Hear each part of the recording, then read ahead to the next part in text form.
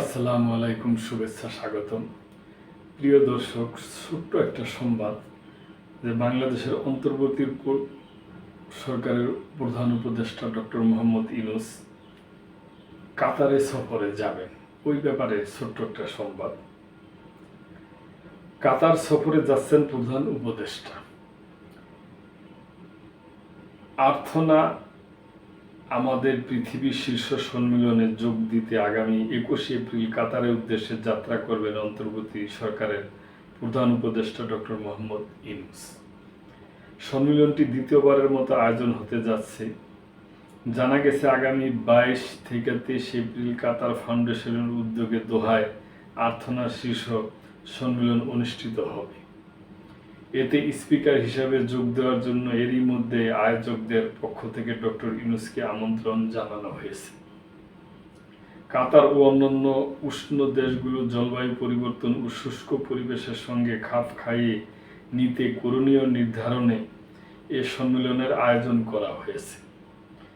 আর্থনা শীর্ষ সম্মেলনে প্রধান উপদেষ্টা ডক্টর ইউনূস ছাড়াও জাতিসংঘের under secretary general Ibrahim Thiaw, ইরিনার ডেপুটি ডাইরেক্টর গৌরী সিং, IUCN-এর director general doctor Grethel Aguilar প্রমুখ বক্তব্য দিবেন। তো দর্শক, আমরা এটা ভাবতে পারি যে ডক্টর ইউনূস প্রায় দেশে কিংবা প্রায়ই সেই উনি সফরে যায়।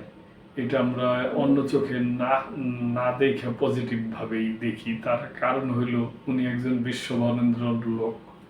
পৃথিবীর প্রায় যেখানে যায় সেখানে ওনাকে সম্মান করে। প্লাস ওনার সম্মানের সাথে আমরা বাংলাদেশি হিসাবেও সম্মানিত হই, গৌরবান্বিত হই। তো এটা একটা সম্মেলনে যাচ্ছে। উষ্ণ এই যে আবহাওয়ার যে বিরূপ প্রতিক্রিয়া, পৃথিবীর যে উষ্ণতা হয়ে গেছে, এই সমস্ত ব্যাপার নিয়ে এই সম্মেলন। ওনাকে ওই সম্মেলনের স্পিকার ঘোষণা করা হয়েছে কিংবা ঘোষণা করা হবে, এই জন্য ওনাকে দাওয়াত দেওয়া হয়েছে। সে উপলক্ষে উনি যাবে। আমি মনে করি ব্যক্তিগতভাবে আমার অবজারভেশন হলো যাওয়া উচিত। এবং এই মাপের লোক পৃথিবীর যেখানে যাবে ওখানেই দেশের জন্য কিছু না কিছু মঙ্গলই হবে। তো দর্শক, আজকে এই পর্যন্তই। ভালো থাকবেন, সাবস্ক্রাইব করে চ্যানেলটির পাশেই থাকবেন। আল্লাহ হাফেজ।